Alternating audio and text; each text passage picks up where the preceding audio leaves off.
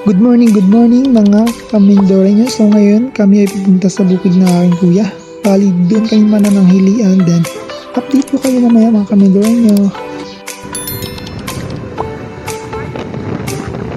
So ayun mga kamindore nyo, bali kami ay nabiyahin na ng aking napakagwapong pamangkin. So ngayon siya ang aking driver. Itong planong nga ho na ito ay ang nakaisip nito ay ang aking ate at ang kuya. At yun na nga ho, natatanaw na namin ang bukid ng aming kuya. So malapit na kami. At sa wakas mga kamindoreño, nakarating din tayo dito ng maayos. So update ulit ako mamaya sa inyo mga kamindoreño. Ay, lalaki. Kala ka. Magal pa Mart na.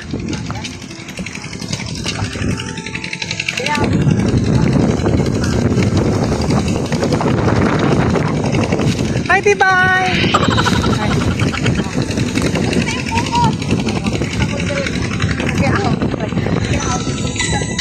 Hi Tibay! So ayun mga kamindore niya, bali nandito po kami ngayon sa bukid ng aking kuya. Bali sama-sama kami ditong kakain ngayong tanghali. At syempre dahil hindi na rin natin palalampasin ang pagkakataon na to, na napakasarap sa pakiramdam na kasama mo yung pamilya mo. At syempre sulitin natin yung pagkakataon na minsan lang mangyari sa ating buhay yung mga ganitong experience na kasama natin yung pamilya natin na makabanding. Hindi naman sa lahat ng oras ganito na talagang sulitin natin. So ayan mga kamindore, bali nagluluto ang mother ng memoryendahin mamaya. Yan ang aking kuya at ang poging pamangkin. At yan naman ang aming Gilgenmer. Bali pinapakuha namin siya ngayon ng boko. At kami ay magbabako juice. Pasensya na kayo mga kamindoreño at yung sobrang ingay dito dahil ang aming papa at kuya ay nagpapatubig. Galing si Kuya Andre na ang pangit. So ayun nga ho, nagpiprepare sila ng aming makakain para mamaya. At ako nga ho ay wala dining ambag. Taga video lang. Malalaki na sila. Ayaw na nilang sarili na, uy, wala natin. So ayan mga kamindoreño, kasama din namin sila Ate Amy at ang aming cute na baby si Kylen.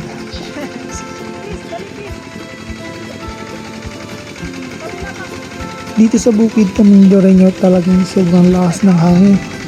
Halos hindi pa rin itong mga daladala namin mga pagkain din. At kung hindi mo kakapitan yung mga daladala ng pagkain, talagang lilip pa rin mga Kamindoreño. Doon pa sa kabilang maisang napupulutin ang mga dalang mga pagkain.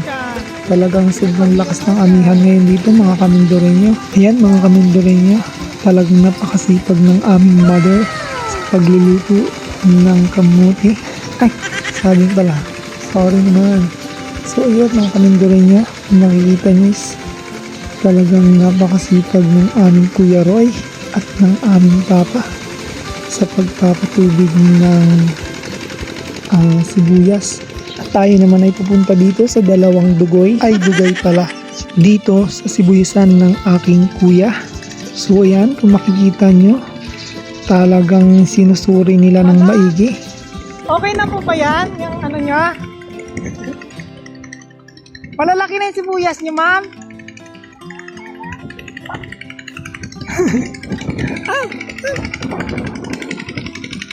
Dito ka dan.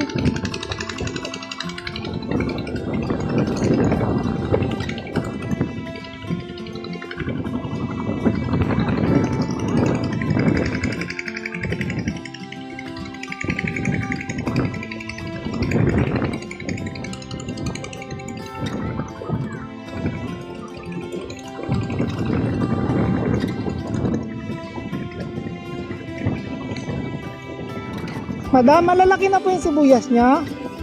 Ready na. Nako.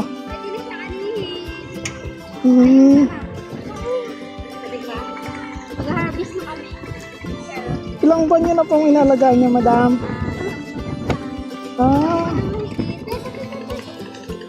Ano lang? Opo, kami po.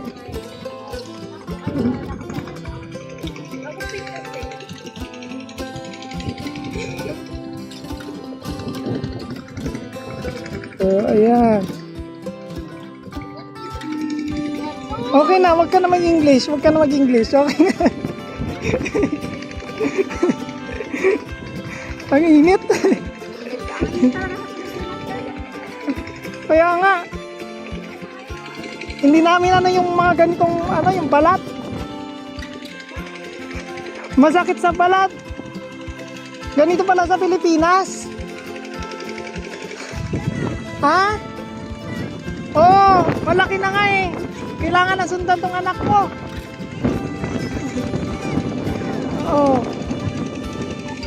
Yung balat kasi namin ano, pangmayaman yung balat namin eh. Oh, pangmayaman.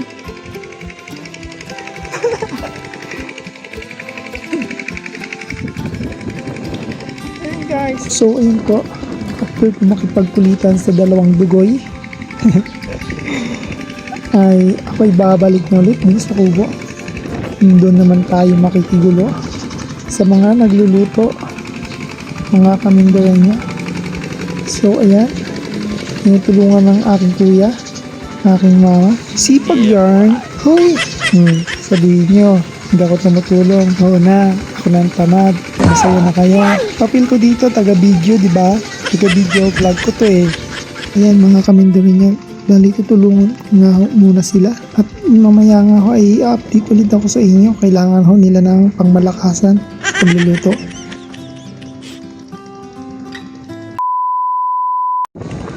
Ayan mga Kamindoreño, after 1 hour yung pag-aasikaso nila doon, ako ay pumunta muna din sa mga kuranggutan na ito. Kung guyan, ay nakipagkulitan muna.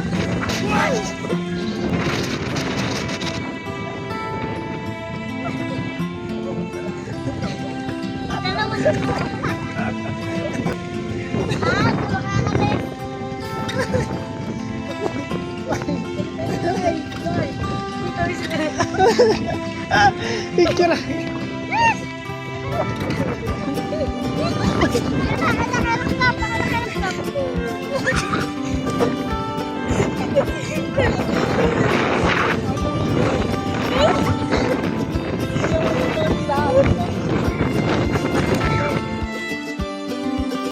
A few moments later.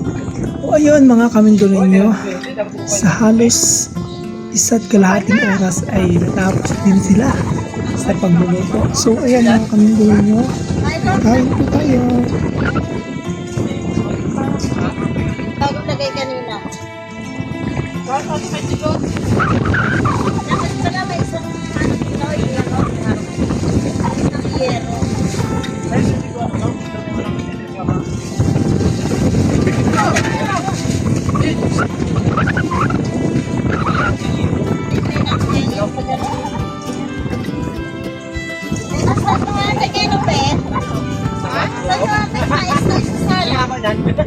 Basta ito.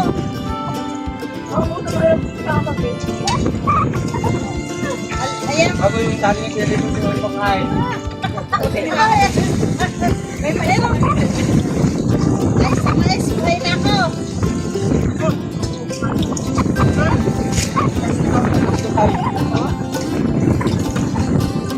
Pagkatapos yung magkain, ikaluto yung guys. Kain ulit kayo.